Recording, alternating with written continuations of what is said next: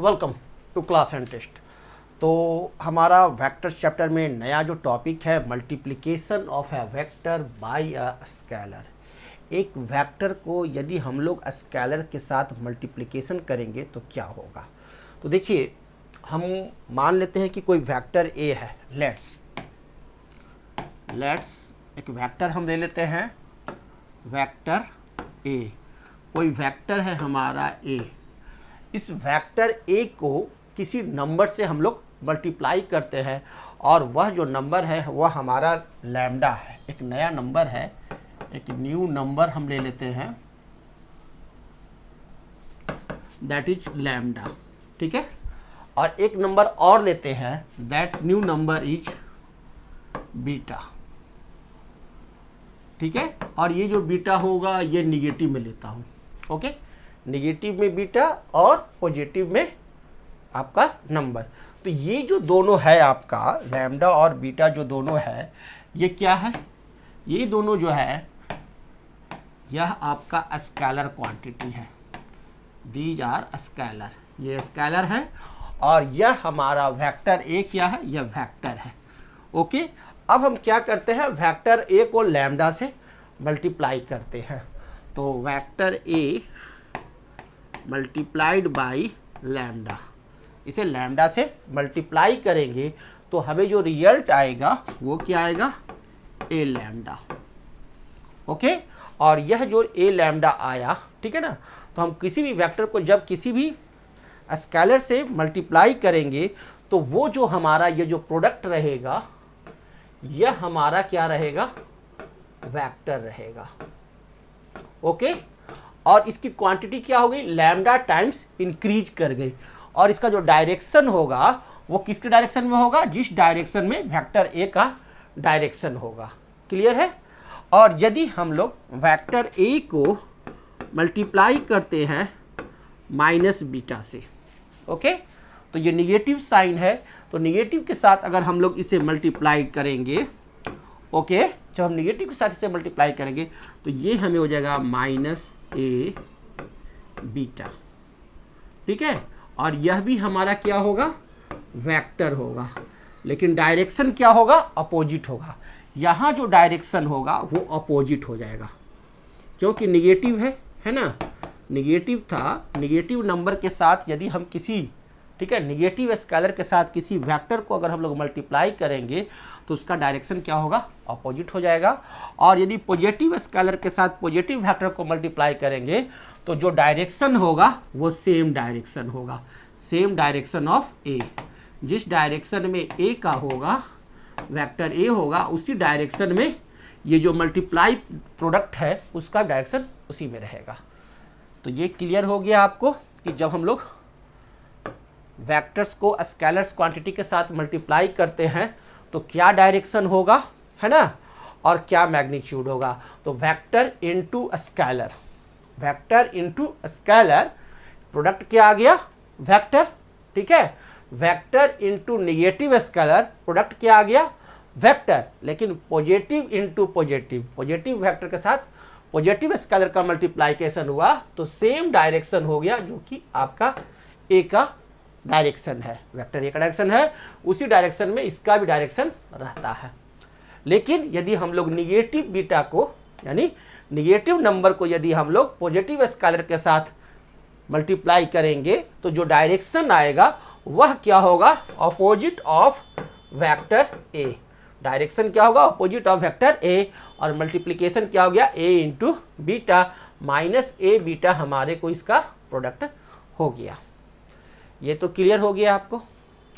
अब जैसे इसे हम एक एग्जाम्पल के द्वारा आपको समझाते हैं कि कोई वेक्टर है ए, दिस इज वेक्टर ए, ठीक है, और इसे हम लोग क्या करते हैं? 3 से मल्टीप्लाई कर देते हैं इंटू 3, तो दैट इज इक्वल टू क्या हो जाएगा? 3a। ठीक है, 3a हो गया, यानी सेम डायरेक्शन में रहा लेकिन मैग्नीट्यूड 3 टाइम्स बढ़ गया। ठीक है, अब उसी प्रकार से अब हम लोग क्या करते हैं, कोई वेक्टर ए है, ठीक है, उसे हम लोग मल्टीप्लाई करते हैं -4 से, तो जो प्रोडक्ट जो आएगा वह हमारे को क्या आएगा, -4a। क्लियर। लेकिन इसका जो डायरेक्शन जो होगा वो क्या होगा, अपोजिट हो जाएगा। क्लियर। देखो इसका डायरेक्शन उधर की तरफ और इसका डायरेक्शन क्या हो गया, अपोजिट हो गया। फर्स्ट जो है उसकी डायरेक्शन देख लो और इसकी डायरेक्शन देख लो, डायरेक्शन क्या होंगे, अपोजिट हो जाएंगे। तो ये आप लोग को क्लियर हो गया कि वेक्टर को अगर हम लोग पॉजिटिव स्केलर के साथ मल्टीप्लाई करेंगे, वेक्टर इनटू पॉजिटिव स्केलर, तो क्या होगा, पॉजिटिव, और निगेटिव इनटू तो निगेटिव, सिर्फ डायरेक्शन हमारे को अपोजिट होते हैं। लेकिन यदि कोई कांस्टेंट वेलोसिटी वेक्टर है और उसे हम लोग टाइम के साथ मल्टीप्लाई करते हैं, तो आप लोग जानते ही हैं, आप लोग पढ़े हैं ना, S बराबर v इंटू टी, जहाँ पर कि हमारा v जो है, ये जो v है ये वेलोसिटी है, ठीक है, और वेलोसिटी क्या है, वेक्टर है। क्लियर। और s जो है ये हमारा s, ये हमारा डिस्प्लेसमेंट, डिस्टेंस नॉट, हम डिस्टेंस की बात नहीं कर रहे हैं, डिस्प्लेसमेंट, डिस्प्लेसमेंट, ओके, डिस्प्लेसमेंट है। और ये t जो है क्या है, टाइम है, और वो क्या है, स्केलर है। क्लियर।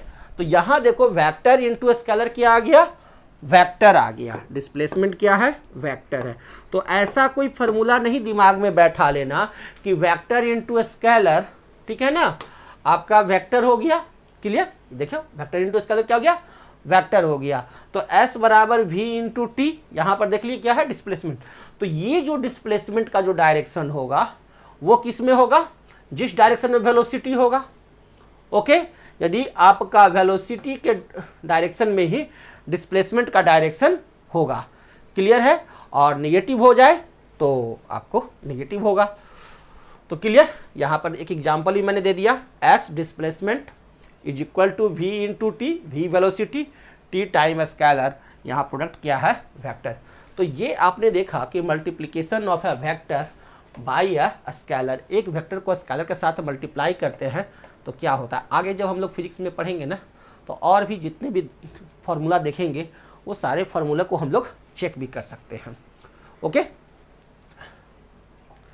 अब नेक्स्ट जो टॉपिक है हम लोग का वो है रिजोल्यूशन ऑफ वेक्टर्स, वेक्टर्स का रिजोल्यूशन इन प्लेन, और वो भी क्या, 2 डायमेंशन में, 2 डायमेंशन में, इन 2 डायमेंशन, 2 डायमेंशंस में हम लोग देखते हैं रिजोल्यूशन ऑफ वेक्टर्स, वेक्टर्स का रिजोल्यूशन।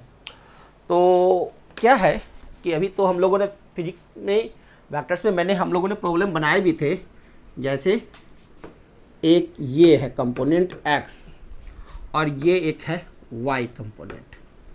क्लियर। x और y कंपोनेंट है और एक वेक्टर जो है वो x एक्सिस में है। क्लियर। एक वेक्टर हमारा किस एक्सिस में है, x एक्सिस में है। दूसरा वेक्टर हमारे को y एक्सिस में है। ठीक है। यहाँ वेक्टर a हो गया और यहाँ वेक्टर b हो गया। क्लियर। तो वेक्टर a और b का रिजल्टेंट जो हम लोग निकालते हैं वो रिजल्टेंट हो गया r, वेक्टर r। तो दिस r इज रिजोल्यूशन, ये r जो है, ये r जो है वो क्या है, रिजोल्यूशन ऑफ वेक्टर। जो रिजल्टेंट जो होता है उसी को हम लोग रिजोल्यूशन कहते हैं। ज़्यादा माथा पेची करने का कोई ज़रूरत नहीं है। ओके। तो किसका रिजोल्यूशन है, कंपोनेंट ऑफ b, b जो है वो क्या है, हमारा कंपोनेंट है। कंपोनेंट, b को कहते हैं कंपोनेंट और a को भी कहते हैं कंपोनेंट। यानी वेक्टर a और वेक्टर b है ना, जो दो वेक्टर है इन 2 डायमेंशंस, 2 डायमेंशन में, x axis y axis 2 dimension में, तो वैसे 2 कंपोनेंट का रिजोल्यूशन क्या हो गया, r। दैट इज ये रिजोल्यूशन हो गया हमारे को वेक्टर r। इसे ही हम लोग कहते हैं रिजोल्यूशन या रिजल्टेंट। ओके। तो the process of splitting a single vector, कोई एक वेक्टर दिया हुआ है, ठीक है ना, तो वो वेक्टर मान लीजिए r है, वेक्टर r। इंटू 2 और मोर वेक्टर्स इन डिफरेंट डायरेक्शंस, उसे हम लोग स्प्लिट कर सकते हैं 2 या अधिक डायरेक्शंस में। यदि 2 डायरेक्शन में होगा तो 2 डायरेक्शन में, और यदि वो 3 डायरेक्शन में होगा तो 3 डायरेक्शंस में हम उसे स्प्लिट कर सकते हैं, which collectively produce the same effect as produced by single vector alone. और उसी से हम लोग ए और बी से कलेक्टिवली प्रोड्यूस भी कर सकते हैं वेक्टर आर। उसे ही हम लोग कहते हैं क्या, रिजोल्यूशन ऑफ है वेक्टर, उसे ही कहते हैं रिजोल्यूशन ऑफ वेक्टर। क्लियर? तो ये समझ में आ गया कि रिजोल्यूशन ऑफ ए वेक्टर क्या होता है। The various vectors into which a single vector is splitted are known as component of vectors. और जो वेक्टर्स जिसका रिजोल्यूशन निकला तो वेक्टर ए और वेक्टर बी क्या कहलाएगा, कंपोनेंट ऑफ वेक्टर्स कहलाएंगे। तो रिजोल्यूशन ऑफ वेक्टर टर्म से अब डर नहीं लगेगा, कंपोनेंट ऑफ वेक्टर से के टर्म से अब डर नहीं लगेगा। क्लियर? अब क्या है कि रिजोल्यूशन ऑफ वेक्टर्स का जो मैग्नीट्यूड होता है वो कैसे निकलता है। तो चलिए इसे हम लोग बहुत ही सिंपल तरीके से समझ लेते हैं, ज़्यादा माथापच्ची नहीं करना है। हम लोग क्या करना है, एग्जाम और कंपटीशन को इजीली निकालना है, इजी बीजी करना है। अब ये देखो 2 एक्सिस है ना, एक हो गया आपका एक्स एक्सिस और दूसरा हो गया वाई एक्सिस। ठीक है, तो दोनों एक्सिस में क्या होंगे, वेक्टर्स होंगे। तो एक्स एक्सिस में जो वेक्टर्स होता है उसे हम लोग जनरली आई से डिनोट करते हैं, वाई एक्सिस वाले वेक्टर को जे से डिनोट करते हैं। क्लियर? और ये क्या हो गए, 2 डायमेंशंस। हमारा जो बोर्ड है क्या है, 2 डायमेंशंस है। हमारी जो पेपर है वो क्या है, 2 डायमेंशंस। ओके, सिर्फ आई और जे 2 ही एक्सिस है। अब इसे वेक्टर को डिनोट करने के लिए यहाँ यूनिट वेक्टर्स से हम लोग डिनोट करते हैं। ये जे यूनिट वेक्टर्स हो गया। अब इसको हम लोग मैग्नीट्यूड से मल्टीप्लाई करते, जे माने क्या हो गया और आई माने क्या हो गया, आपको डर लग रहा है। आई और जे क्या हो गया, कंपोनेंट ऑफ वेक्टर्स हुआ। अब समझ लो कि जे माने केला, ठीक है ना, जे माने केला, और कंपोनेंट लग गया आई से तो माने एक केला। इसका मतलब क्या हो गया, एक केला। इसका मतलब हो गया आम, आई का मतलब हो गया आम, तो इसका मतलब क्या हो गया, एक आम। ठीक है, अगर इसको हम लोग मैग्नीट्यूड से मल्टीप्लाई कर दे 3 से तो क्या हो गया, 3 केला। 3 इंटू केला 3 केला, तो ये हो गया वेक्टर और ये हो गया स्केलर। अब इसका मल्टीप्लिकेशन जो निकलेगा, वेक्टर इंटू स्केलर का मल्टीप्लिकेशन जो निकलेगा वो वेक्टर ही होगा। ठीक है, और डायरेक्शन क्या होगा, जिस डायरेक्शन में ये यूनिट वेक्टर रहेगा। क्लियर? जो भी हम लोग पढ़ाए थे वही चीज हो गया। अब यहां पर क्या है, आम हो गया, तो इसको कर दिया 5 से मल्टीप्लाई। ठीक है, तो क्या हो गया, 5 आम। तो ये 5 आम जो निकला वो क्या हो गया आपका, वेक्टर इंटू स्केलर। ठीक है, तो टोटल हो गया वेक्टर, या टोटल वेक्टर हो गया, ये पूरा का पूरा वेक्टर हो गया। ठीक है ना, 3 केला पूरा का पूरा वेक्टर हो गया, बड़ा हो गया। 1 केला था 3 केला, है ना। पूछते जाके केला कैसे है, नहीं भाई को 12 केला लेना है, 12 केला, है ना। तो वो मैग्नीट्यूड हम लोग उसे बताते हैं और वो हो गया हमारा। तो ये मैंने एग्जाम्पल के लिए आपको समझाया ताकि आसानी से समझ में आ जाए। अब ये तो क्लियर हो गया, वेक्टर आई और वेक्टर जे। ठीक है, और इसका जो रिजल्टेंट निकलेगा, ये निकला रिजल्टेंट आर। क्लियर? ये रिजल्टेंट हो गया आर। ठीक है, यह भी यूनिट, यह भी यूनिट, तो यह भी यूनिट हम लिख रहे हैं। तो ये आर यूनिट न लिखकर, आर हमारे को, हम इसे यूनिट नहीं लिखे करके हम लिखते हैं R vector. Clear? R vector, R vector I vector J का रिजल्टेंट हो गया क्या, वेक्टर आर। तो ये जो वेक्टर आर जो होगा, ठीक है, that is equal to vector I X into I component, vector I unit vector plus Y J. Okay, और इसका जो मैग्नीट्यूड निकालते हैं, रिजल्टेंट वेक्टर का मैग्नीट्यूड निकालेंगे, रिजल्टेंट वेक्टर 2 डायरेक्शन में यदि रहे और उसका जो मैग्नीट्यूड निकालते हैं उसे यू लिखते हैं, आर मॉड। क्लियर? अब ये जो हम मैग्नीट्यूड निकाल रहे हैं, या कहिए सिंपल आर लिख दिया। ठीक है, तो दैट इज इक्वल टू क्या हो जाएगा हमारे को, यूनिट वेक्टर है, यूनिट वेक्टर है वो तो नहीं, एक्स मैग्नीट्यूड हो गया, एक्स का स्क्वायर प्लस वाई का स्क्वायर का अंडर रूट। बस यही फार्मूला है। R is equal to resultant vector, R is equal to X plus Y का, X square plus Y square. Okay, अब यह एंगल क्या है, थीटा एंगल से है। ठीक है, ये एंगल क्या है, थीटा है। अब हमको ये डायरेक्शन ऑफ आर निकालना है, तो कितना एंगल पर ये आर इंक्लाइंड हुआ ये निकालना है। तो ये जो वाई है इसको हम लोग इधर खींच लेते हैं, ठीक है। तो ये हो गया हमारे को जे वाई, ठीक है ना, इधर खींच लिए। तो हमारे को थीटा बराबर tan थीटा होगा, क्योंकि इसका और इसका रिलेशन निकालेंगे तो tan थीटा में आएगा। तो that is tan theta is equal to सामने बटा पट्टे, है ना, सामने बटा पट्टे। तो सामने में क्या है, y है ना, सामने में क्या है, y है। तो y बटा सामने tan थीटा, y सामने अब बटा पट्टे, पट्टे में क्या है x, यहाँ ये x है ना, और ये वाला हमारा क्या है y है, क्लियर। तो y बाई x ये हो गया tan थीटा बराबर। तो यहाँ से हम लोग लिख सकते हैं angle theta is equal to tan inverse y by x। अब ये छोटा सा फॉर्मूला आप लोगों को हमेशा याद ही रहेगा, ये फॉर्मूला नंबर 1, इसे आप याद रखो। Magnitude of r is equal to under root X square plus Y square, और ये थीटा बराबर भी याद रखो tan inverse y by x। आपका आसानी से कोई भी प्रॉब्लम्स रहेगा वो रिजॉल्व हो जाएगा, क्लियर है। अब देखो एक छोटा सा फॉर्मूला हम लोग क्वेश्चंस भी देख लेते हैं। The greatest and the least resultant of two forces acting at a point are 29 Newton and 5 Newton respectively।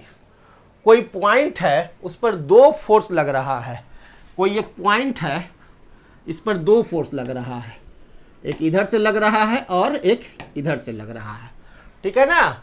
The greatest and the least resultant of two forces acting at A point 2 Newton and 5 Newton respectively if each forces is increased by 3 Newton, और प्रत्येक force को 3 Newton से बढ़ा देते हैं। Find the resultant of 2 new forces acting at right angle, जो क्या है राइट एंगल पर लग रहा है। ये राइट एंगल पर दो फोर्स लग रहा है, अभी लग रहा है कितना 29 न्यूटन, और दूसरा भी लग रहा है क्या 5 न्यूटन। दो फोर्स लग रहे हैं किसी पॉइंट पर। इसको क्या किया गया नहीं पूछुक रहा है, ठीक है ना। तो 3-3 न्यूटन का फोर्स और बढ़ा दिया गया, +3 3 न्यूटन का फोर्स और बढ़ा दिया गया। तो हमारे को निकालना है रिजल्टेंट। तो निकालने वो क्या है, जब इंक्रीज कर दिए, ठीक है, आफ्टर इंक्रीमेंट के बाद रिजल्टेंट फोर्स क्या होगा, ठीक है, और एंगल क्या होगा।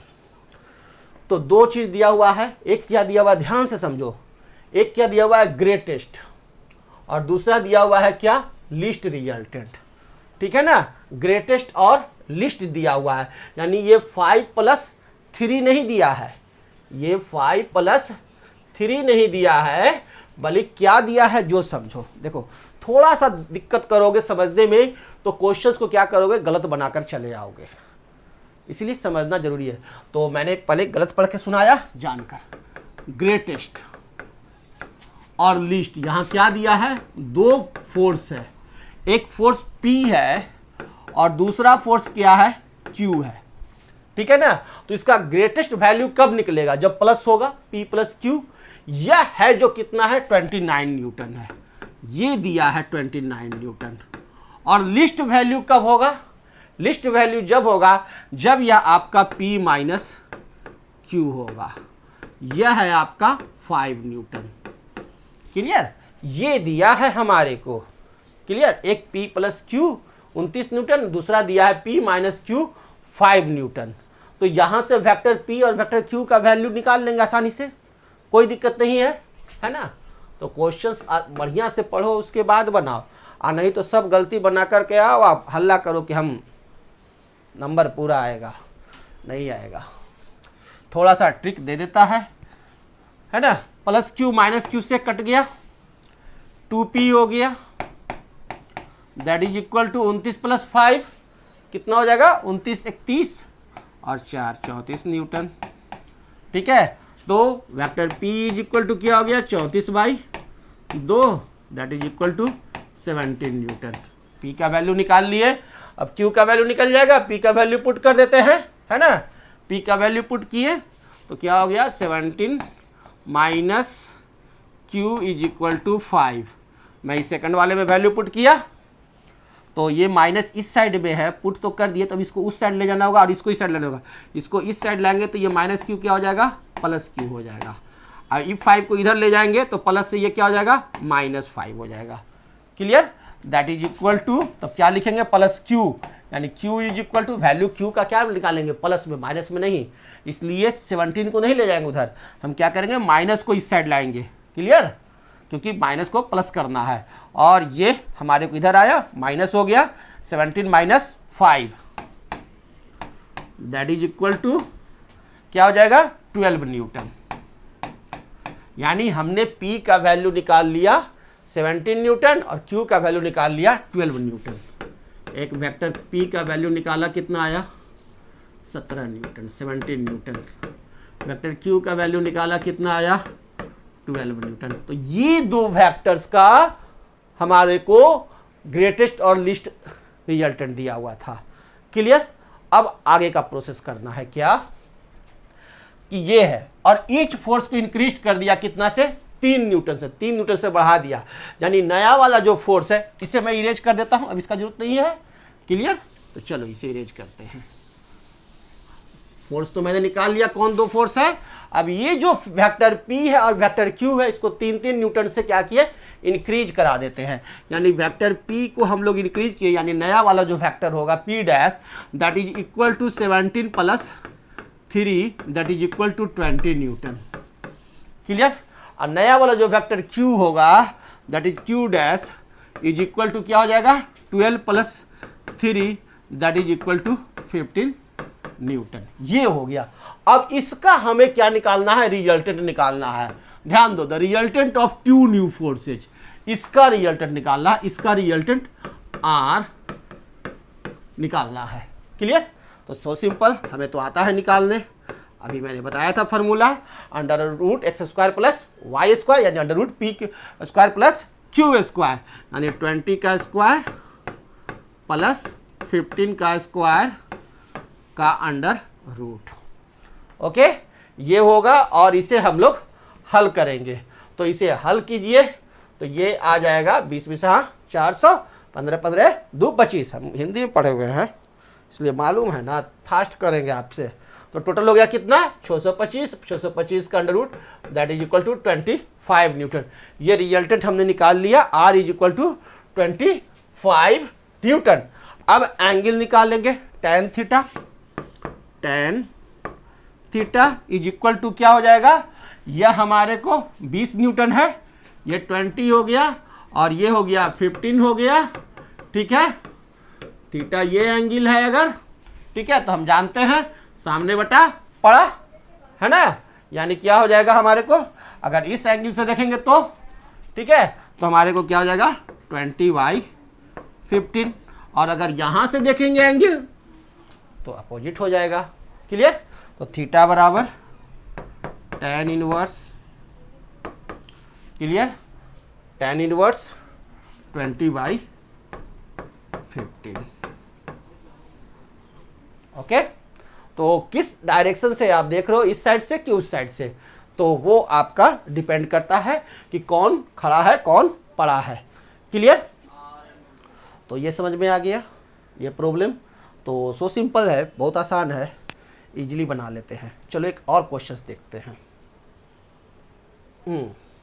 ये रहा, a person walks in the following patterns.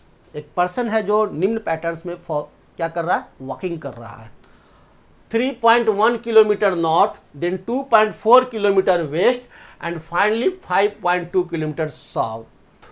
Sketch the vector, क्या कर रहा है, sketch the vector diagram that represents this motion. हमें क्या करना है, स्केच करना है। तो हमारा प्रॉब्लम ही सॉल्व कर दिया। ऐसे क्वेश्चंस को बनाने के लिए सबसे पहले हमें स्केच ड्रॉ करना होता है। ठीक है, तो पहला हमें कह रहा है क्या कि 3.1 kilometre north, first condition. Second क्या कह रहा है, 2.4 किलोमीटर कहाँ जाता है, वेस्ट, उसके बाद जाता है 2.4 किलोमीटर वेस्ट और फिर जाता है 5.2 किलोमीटर साउथ। ठीक है, 3 डायरेक्शन में चलता है। तो चलो, ये सभी को मालूम है, नॉर्थ ऊपर है, साउथ इधर है, ईस्ट दाहिना हाथ की तरफ और वेस्ट बाएं हाथ की तरफ, सभी को मालूम है। क्लियर। 3.1 किलोमीटर नॉर्थ चला दे। चलिए यहाँ से मैं ड्रॉ करना शुरू करता हूँ।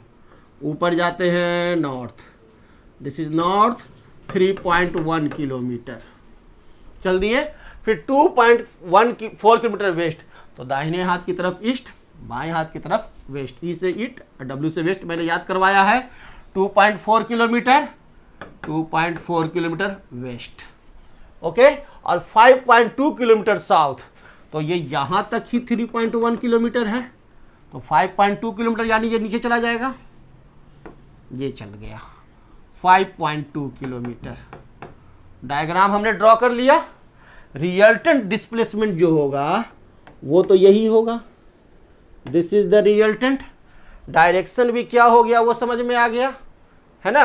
अगर स्टार्टिंग से देखो तो ये हो गया एंगल, ठीक है, इतना उसमें डेविएशन आ गया, जाना था कहीं चला गया कहीं, ठीक है। तो रिजल्टेंट तो ये मात्र इतना है, और ये जो रिजल्टेंट होगा डायरेक्शन मैंने ये हमने ड्रॉ कर लिया स्केच। फर्स्ट क्वेश्चन का जवाब हमने दे दिया। सेकंड क्वेश्चन कह रहा है how far the person will from its initial point. Initial point से पर्सन कितना दूरी पर है, यानी ये रिजल्टेंट डिस्प्लेसमेंट हमें निकालना है, ठीक है। तो बड़ा सिंपल है। तो ये जो 2.4 किलोमीटर है यह भी 2.4 किलोमीटर हो गया। क्लियर। और ये जो डिस्टेंस जो है, यह डिस्टेंस कैसे निकलेगा, 5.2 minus 3.1, 5.2 minus 3.1 that is equal to 1, और 5 माइनस 2 3, 2.1, ये हो गया कितना 2.1 किलोमीटर। क्लियर। तो resultant R is equal to क्या हो जाएगा, 2.4 का स्क्वायर अब प्लस 2.1 का स्क्वायर का अंडर रूट, ये हमारे को होगा। इसका वैल्यू निकालोगे तो ये आ जाएगा आपको 3.2 किलोमीटर आंसर। क्लियर। थर्ड कह रहा है in what direction would a bird fly in a straight line from the same starting point two same final point.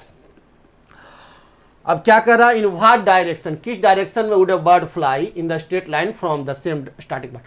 अब वो किस डायरेक्शन में बर्ड, चिड़िया जो है उड़ी होगी, अगर इस तरह से गई होगी, तो अगर कोई चिड़िया यहाँ से यहाँ चली गई तो ये क्या डायरेक्शन है।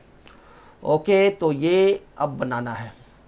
तो यहाँ पर क्या है, ये एंगल थीटा हो गया, यहाँ से देख लो ये हो गया थीटा। क्लियर। थीटा हो गया, तो यहाँ tan theta is equal to क्या हो जाएगा, सामने बटा पड़ा tan theta is equal to 2.1 by 2.4।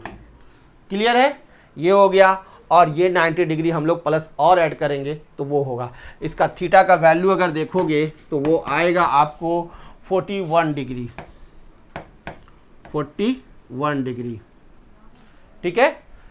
या कहो तो आपको डायरेक्शन चला। ओके। तो ये हमारे को क्लियर हो गया। अब नेक्स्ट क्वेश्चन की तरफ हम लोग बढ़ते हैं। Resolution of A space vector in 3 dimensions, 3 dimensions में यदि रहे, यदि कोई वेक्टर है वह आपका एक्स एक्सिस, वाई एक्सिस और जेड एक्सिस, 3 एक्सिस में यदि वेक्टर रहते हैं, ठीक है। तो एक्स एक्सिस वाले में क्या हो जाएगा आपको, एक्स एक्सिस में होगा आपको आई, हो गया vector I, unit vector I. Y axis को तो डिनोट करते हैं किससे, यूनिट वेक्टर जे, और जेड एक्सिस को डिनोट करते हैं यूनिट वेक्टर के, ठीक है। यहां हो गया एक्स एक्सिस, वेक्टर एक्स कह सकते हैं इसे, वेक्टर वाई, और इसे वेक्टर जेड। क्लियर। तो इसका जो रिजल्टेंट होगा यहां पर हम इसे कहते हैं, ऐसे कहूं, इसका जो रिजल्टेंट जो अगर आएगा वो कोई रिजल्टेंट ऐसे आया, vector A, this is resultant. Okay. तो इस रिजल्टेंट वेक्टर जो है, या जो रिजल्टेंट वेक्टर ए है, इसका एक्स एक्सिस में वेक्टर क्या हो जाएगा, ए एक्स। एक्स एक्सिस के वेक्टर को हम लोग डिनोट कर रहे हैं ए एक्स से, वाई एक्सिस वाले वेक्टर को हम लोग डिनोट करते हैं ए जे से। इस वेक्टर ए का जेड एक्सिस में हो गया ए जे, और जेड एक्सिस में इसका हो गया ए के। क्लियर। तो रिजल्टेंट जो हम लोग निकालेंगे आर, इसका मैग्नीट्यूड निकालेंगे, magnitude of vector A is equal to A X का स्क्वायर प्लस ए वाई का स्क्वायर प्लस ए जेड का स्क्वायर, इसे यहाँ पर हटा देते हैं अभी कन्फ्यूजन ना हो, और का अंडर रूट। ये फार्मूला हुआ। तो ये फार्मूला भी आप याद रखना। 2 डायमेंशंस का भी आपको याद है, 3 डायमेंशन में ए एक्स का स्क्वायर प्लस ए वाई का स्क्वायर प्लस ए जेड का स्क्वायर, कोई माथा फेरी ना करो। और 2 डायमेंशंस में रहेगा तो ए एक्स का स्क्वायर प्लस ए वाई का स्क्वायर। अब ये 2 फार्मूला आपको याद है, कंपटीशन हिट हो जाएगा। ठीक है, सॉरी,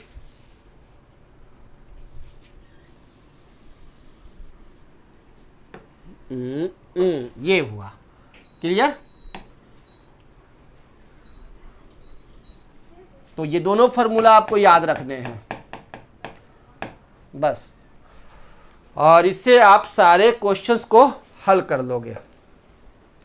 और यदि हम लोग इसे सिंपल जो रहता है रिजल्टेंट वेक्टर जो निकालते हैं, ए एक्स ए वाई ए जेड, इसी तरह से एक्स और वाई का रिजल्टेंट ए रहेगा, फिर इधर एक रिजल्टेंट रहेगा बी, इधर रहेगा रिजल्टेंट सी, तीनों का आपका रिजल्टेंट निकलेगा। तो ऐसी स्थिति में हम लोग क्या करते हैं, जो वेक्टर्स रहते हैं उसको ऐड कर देते हैं। ठीक है ना, वेक्टर्स को हम लोग क्या कर लेते हैं, ऐड कर लेते हैं, यानी आई आई को ऐड करेंगे, वाई वाई को ऐड करेंगे, और जे जे को हम लोग ऐड करेंगे। अब कैसे करेंगे, जरा सा एक प्रॉब्लम देखते हैं, वहाँ आपको समझ में आएगा, ज़्यादा कन्फ्यूजन में नहीं आना है। अभी सिंपल ये 2 फार्मूले याद करेंगे, ठीक है, और वो याद हो चुका है आप लोगों को। अब इस क्वेश्चन से बाकी का कॉन्सेप्ट आपका क्लियर हो जाएगा। Find the magnitude of sum of 3 coplanar vectors A B and C. 3 coplanar vectors है A B and C, 3 vectors है कोप्लानर, यानी 3 डायमेंशन में 3 वेक्टर है, एक vector A, vector B, vector C. और vector A, vector B, vector C का आपको क्या निकालना है, क्या निकालना है, रिजल्टेंट। जैसे कि कहीं की प्लेन उड़ रहा है इधर इधर इधर, ठीक है। अब ये तीनों का रिजल्टेंट निकालना है, क्लियर। 3 डायमेंशन में है, बोर्ड पर 2 डायमेंशन और स्पेस में 3 डायमेंशन। तो चलिए, vector A, vector B, vector से वेक्टर ए दिया हुआ है। वेक्टर ए जो दिया हुआ है वो क्या है, A is equal to 2i plus 3j plus k।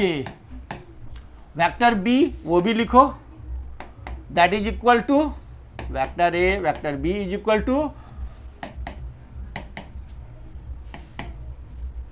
-i और उसके बाद प्लस 2j और -k। वेक्टर सी लिखो, 2i -j -k। क्लियर। अब ये लिख लिए। अब तीनों का रिजल्टेंट क्या होगा, सिंपल तरीका है, 8, 9, 10 में खूब सीखा, आई जे के को ऐड करने के लिए ऐड कर दो। ठीक है, तीनों को हम लोग क्या करेंगे, ऐड करेंगे, यानी vector A plus vector B plus vector C, तीनों को ऐड करेंगे। तो ये देखो 2i plus 2i 4i minus i cut गया, यानी 3i, that is equal to क्या आ गया, 3i। क्लियर है। अब 2 2 4 -1, 3j plus 2j 5j minus j क्या हो गया, -4 plus 4j, 3 2 5 -1 4j minus plus 4j हो गया, प्लस के माइनस के, प्लस के माइनस के कट गया, माइनस के। तो ये हमको आया vector A plus vector B plus vector C is equal to 3i plus 4j minus K. अब इसका हम लोग मैग्नीट्यूड निकालेंगे। तो मैग्नीट्यूड निकालने का फॉर्मूला हमने आप लोग को ऑलरेडी बता चुका है। तो vector A plus vector B plus vector C का magnitude that is equal to क्या हो जाएगा, यहां से लीजिए 3i यानी 3 का स्क्वायर प्लस 4 का स्क्वायर, ठीक है, प्लस आपका क्या हो जाएगा -1 का स्क्वायर। का अंडर रूट। क्लियर है? तो ये हो गया हमारे को। तो अब इसके मैं निकालता हूँ, मैंने क्वेश्चंस कुछ गलती लिखा क्या, 2i प्लस 3j प्लस के माइनस आई प्लस 2j माइनस के और -2i है। अच्छा ठीक है, चलो रहने दो, हमने क्वेश्चन में यहाँ -2i है, ये देखो मैंने ये छोड़ दिया था, देखना -2i है, तो ये भी -2i कर दूँ। ठीक है, -2i था तो -2i से -2i कट गया, तो ये बचा हमारे को क्या, -i, ये -i। आँखों का धोखा हुआ, बहुत धोखा होता है आँखों का। ठीक है, तो ये क्या हो जाएगा, 1 का स्क्वायर, -1 का स्क्वायर होगा यहाँ। ठीक है, आँख में पूरा प्रॉब्लम है नहीं। चलो -1 का स्क्वायर। चलिए, तो आँखों के धोखा से भी एग्जाम में गलती होते हैं, ये ध्यान देना है। -1 का स्क्वायर प्लस 4 का स्क्वायर और प्लस -1 का स्क्वायर, तो ये हमारे को रिजल्टेंट निकलेगा। तो यहाँ हमारे को रिजल्टेंट आर क्या आ जाएगा, दैट इज -1 का स्क्वायर 1 प्लस 4 का square 16 plus 1 under root. Okay, that is equal to under root 18। Clear है? दैट इज इक्वल टू, इसको हम लोग लिख सकते हैं 3 × 3 × 2 का under root, that is under 3√2 answer. Clear? तो ऐसे क्वेश्चंस आएंगे 3 डायमेंशंस के, तो आप आसानी से रिजल्टेंट निकाल लोगे। सिंपल है, हम लोग सिंपल निकाल लिए और कोई दिक्कत ही नहीं है। तो इतने हल्के हल्के क्वेश्चंस आते हैं एग्जाम में कि आपको सोचने नहीं है, सिर्फ क्या है, हमारे क्लास करो, प्रैक्टिस करो और रिजल्ट दो। ओके, तो नेक्स्ट क्लास में फिर हम मिलते हैं, तब तक के लिए इसको पूरा एक बार 2 बार प्रैक्टिस कर लेगा। Thank you, good bye.